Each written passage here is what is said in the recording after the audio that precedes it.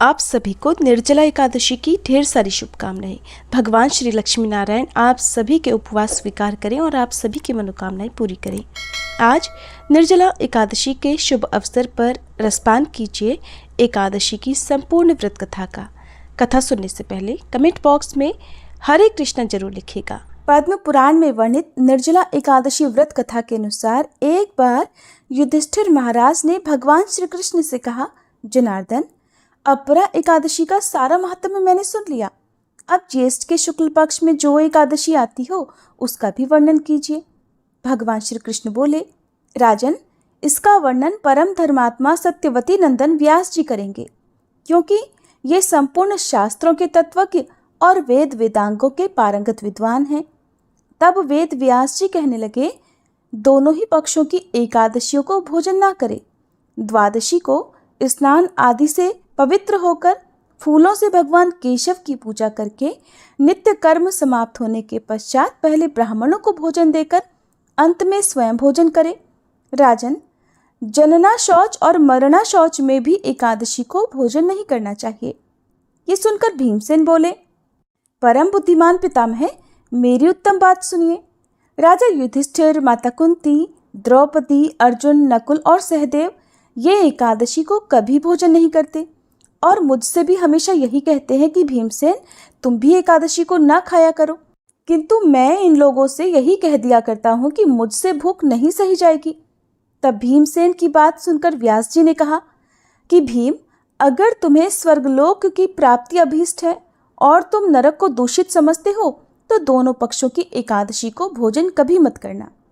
तब भीमसेन फिर बोले, महाबुद्धिमान पितामह, मैं आपके सामने बिल्कुल सच्ची बात कह रहा हूँ। एक बार भोजन करके भी मुझसे व्रत नहीं किया जा सकता, फिर उपवास करके तो मैं भला रह ही कैसे सकता हूँ। मेरे पेट में व्रत नामक अग्नि सदा प्रज्वलित रहती है, इसलिए जब मैं बहुत अधिक खाता हूँ तभी यह अग्नि शांत होती है।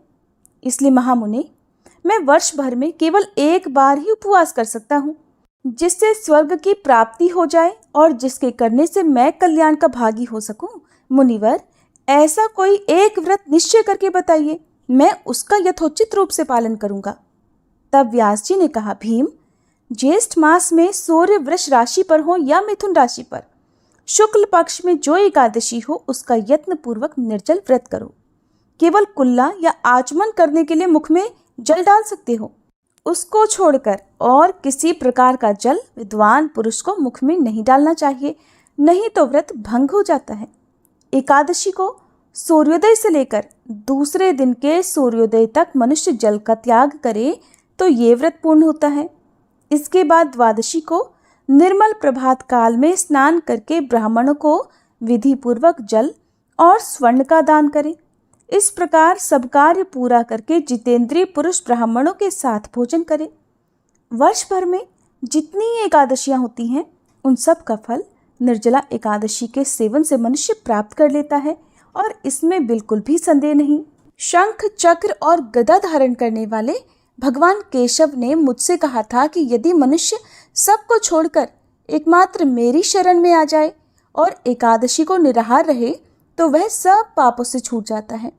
एकादशी व्रत करने वाले पुरुष के पास विशालकाय, विकराल आकृति और काले रंग वाले दंड पाशधारी भयंकर यमदूत नहीं जाते। अंतकाल में पीतांबरधारी, सौम्य स्वभाव वाले, हाथ में सुदर्शन धारण करने वाले और मन के समान वेगशाली विष्णुदूत आकर इस वैष्णव पुरुष को भगवान विष्णु के धाम में ले जाते हैं। भीम, अतः निर्जला एकादशी को पूर्ण यत्न करके उपवास करना चाहिए। तुम भी सब पापों की शांति के लिए यत्न पूर्वक उपवास और श्रीहरि का पूजन करो। स्त्री हो या पुरुष, यदि उसने मेरु पर्वत के बराबर भी महान पाप किए हों तो वह सब एकादशी के प्रभाव से भस्म हो जाते हैं। जो मनुष्य उस दिन जल के नियम का पालन करता है वह पुण्य का भागी होता है। उसे एक एक पहर में कोटि कोटि स्वर्ण मुद्रा दान करने का फल प्राप्त होता सुना गया है। मनुष्य निर्जला एकादशी के दिन स्नान, दान, जप, होम आदि जो कुछ भी करता है वह सब अक्षय होता है। ये भगवान श्री कृष्ण का कथन है।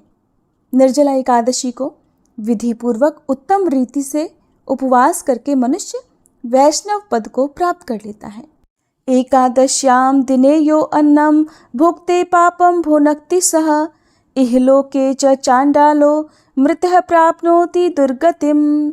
अर्थात जो मनुष्य एकादशी के दिन अन्न खाता है वह पाप भोजन करता है। इस लोक में वह चांडाल के समान है और मरने पर दुर्गति को प्राप्त होता है। जो ज्येष्ठ के शुक्ल पक्ष में एकादशी को उपवास करके दान देंगे वे परम पद को प्राप्त होंगे। जिन्होंने एकादशी को उपवास किया है वे ब्रह्म हत्यारे, शराबी, चोर या फिर गुरुद्रोही होने पर भी सभी पापों से मुक्त हो जाते हैं। कुंती नंदन, निर्जला एकादशी के दिन श्रद्धालु स्त्री पुरुषों के लिए जो विशेष दान और कर्तव्य बताए गए हैं उन्हें भी सुनो। उस दिन जल में शयन करने वाले भगवान विष्णु का पूजन और जलमयी धेनु का दान करना चाहिए, अथवा प्रत्यक्ष धेनु या घृतमयी धेनु का दान उचित है। पर्याप्त दक्षिणा और भांति भांति के मिष्ठान्नों द्वारा यत्नपूर्वक ब्राह्मणों को संतुष्ट करना चाहिए।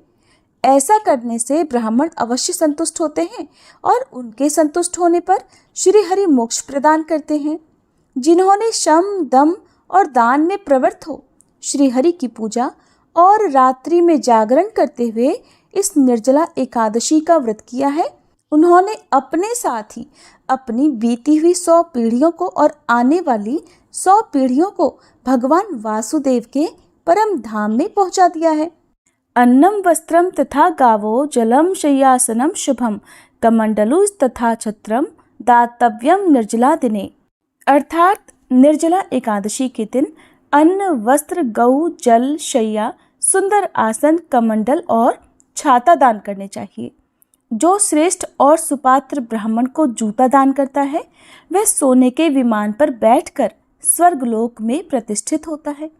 जो इस एकादशी की महिमा को भक्ति पूर्वक सुनता तथा जो भक्ति पूर्वक उसका वर्णन करता है वे दोनों स्वर्गलोक में जाते हैं।